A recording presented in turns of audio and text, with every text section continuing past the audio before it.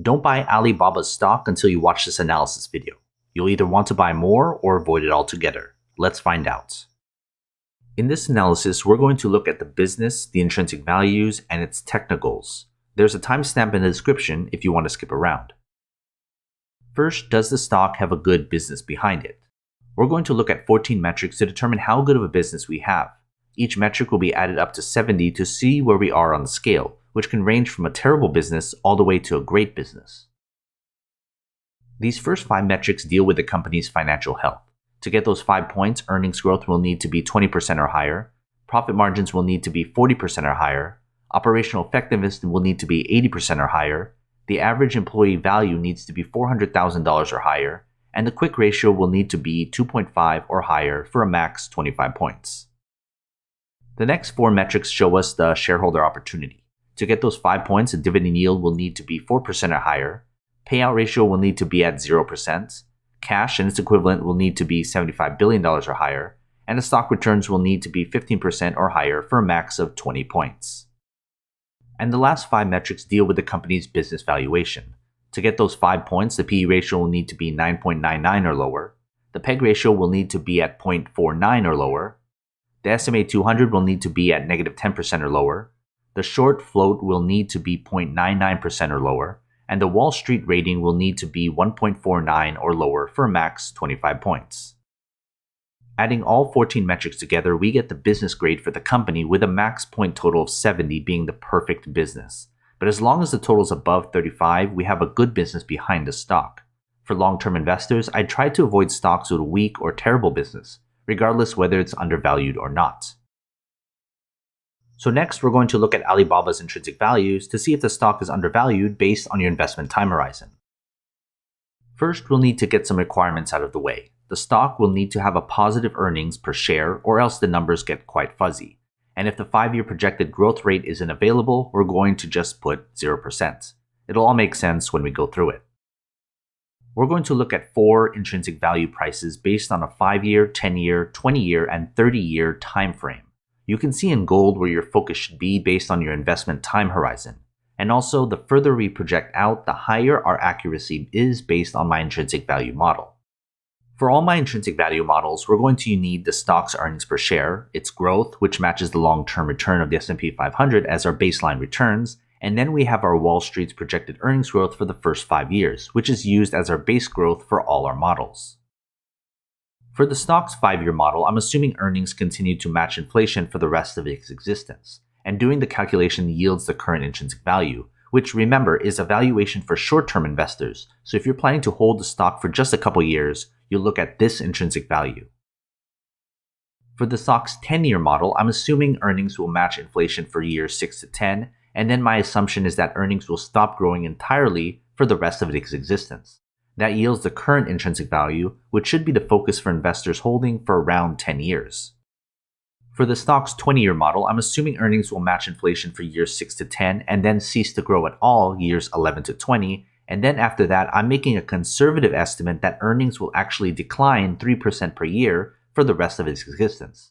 That yields the current intrinsic value, which should be the focus for midlife professionals who have about 20 years left in their investing timeline. And for the stock's 30-year model, same assumptions for the first 30 years, but then after that, I assume earnings will accelerate its decline to 5% per year after that until the end of time, or when the company ceases to exist, whichever comes first. This yields the current intrinsic value for very long-term investors who have a majority of their life to invest. Now, to account for any errors, I included an optional 10% margin of safety, which I personally use. This will lower the intrinsic value by 10% and make the stock 10% more overvalued, but it does mean there's room to maneuver. Here's the adjusted intrinsic values after I include the margin of safety. Note that when I value a company, I use the 10% margin of safety using the 30-year model.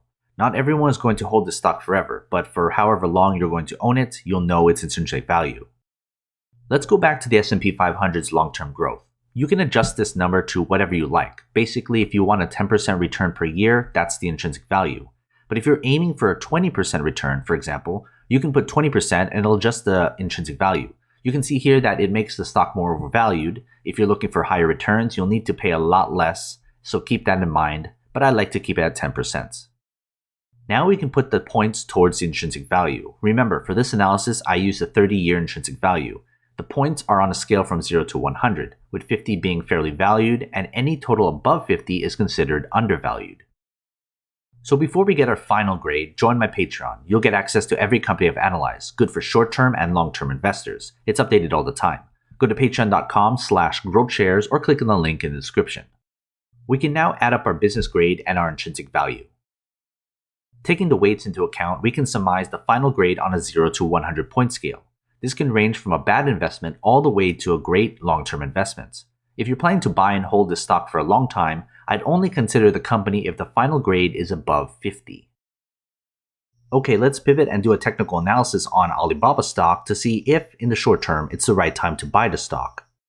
In this technical analysis, we're going to look at 4 key technical metrics: the relative strength index, the SMA 20, SMA 50, and SMA 200.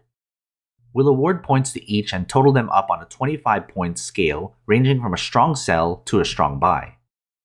The relative strength index tells us whether the stock is overbought or oversold, which is a quick and easy way to see where momentum is heading.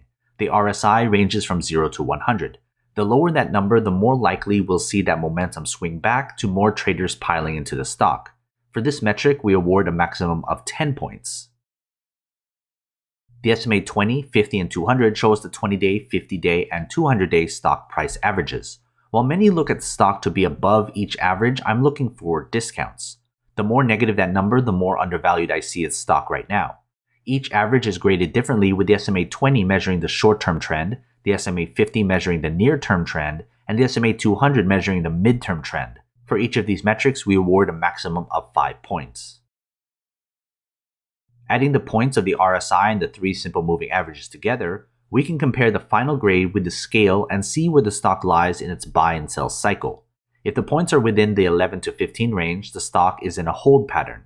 If we have a total above that, we can see the stock has sufficiently been beaten down, and we're aiming for other investors to start buying up the stock. You now have a pretty good idea whether you should invest in Alibaba or look elsewhere, regardless if you're investing for 30 days or 30 years. If you found this video helpful, leave a like and subscribe. Invest wisely, and as always, take care of your money.